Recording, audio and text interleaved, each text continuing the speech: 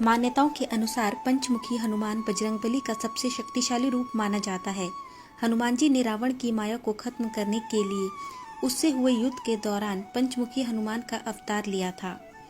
पौराणिक कथा के अनुसार भगवान राम से युद्ध के दौरान रावण को इस बात का एहसास हो गया था कि वह इस युद्ध में हार सकता है। अपनी हार से बचने के लिए उसने अपनी मायावी शक्तियों का उपयोग करना शुरू कर दिया। इस युद्ध में रावण ने अपने मायावी भाई अहिरावण की मदद ली। अहिरावण की मां भवानी तंत्र मंत्र जानती थी। इसी वजह से अहिरावण भी तंत्र विद्या में माहिर था।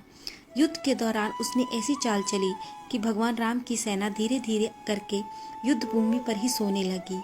इस चाल से भगवान राम और लक्ष्मण भी बच नहीं पाए और वह भी निद्रा में सो गए। भगवान राम और लक्ष्मण की नींद लगते ही अहिरावण उनका अपहरण कर पाताल लोक ले गया।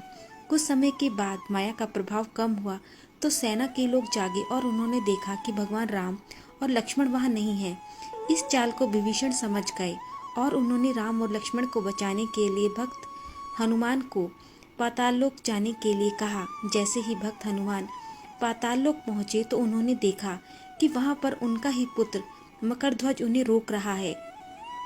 इस दौरान मकरध्वज से हनुमान जी का युद्ध हुआ और उन्होंने मकरध्वज को हराकर अंदर प्रवेश किया तो देखा भगवान राम और लक्ष्मण बंधक बने हुए थे। हनुमान जी ने देखा कि वहां 5 दीपक पांचों दिशाओं में जल रहे हैं। यह तांत्रिक विद्या मां भवानी द्वारा की गई थी। हनुमान जी जानते थे कि यह पांचों दीपक को एक साथ बुझाने के बाद ही अहिरावण का अंत हो सकता है। इसी समय बजरंगबली ने पंचमुखी हनुमान का रूप धारण कर अहिरावण का वध किया। पंचमुखी हनुमान के स्वरूप। बजरंगबली के पंचमुखी स्वरूप में उत्तर दिशा में वराहमुख, दक्षिण दिशा में नरसिंहमुख, पश्चिम में गरुड़मुख, पूर्व में हनुमान मुख और आकाश की तरफ हयग्रीव मुख है। धन्यवाद।